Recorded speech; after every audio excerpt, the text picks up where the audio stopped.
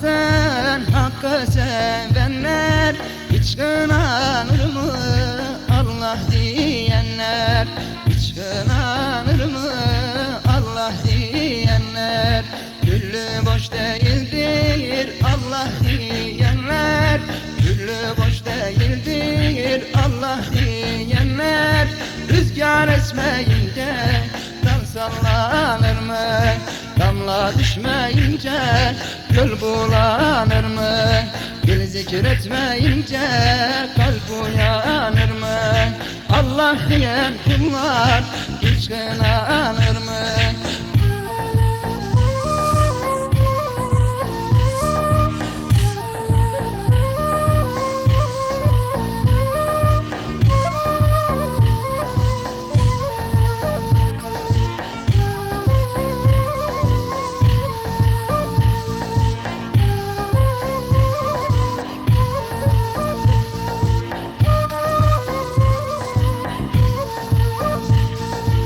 Ezelden aşığız Allah'a billah, ezelden aşığız Allah'a billah.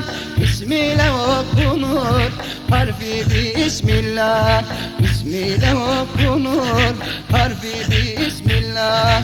Kullarını affeder büyüktür Allah, kullarını affeder büyüktür Allah. Rüzgar esmeyince dal sallanır mı? Damla düşmeyince göl bulanır mı? Bir zikretmeyince kalp uyanır mı? Allah diyen kullar hiç kınanır mı?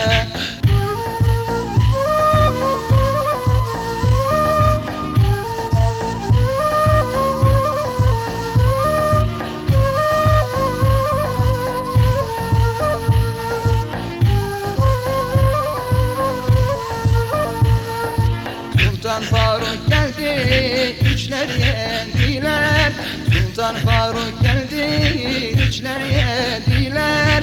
Onlar edep erkan yol gösterirler, onlar edep erkan yol gösterirler.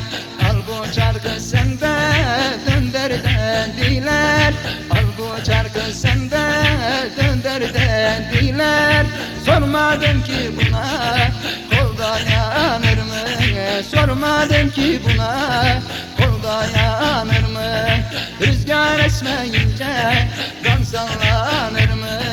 Damla düşmeyince göl bulanır mı? Allah diyen kullar hiç kınanır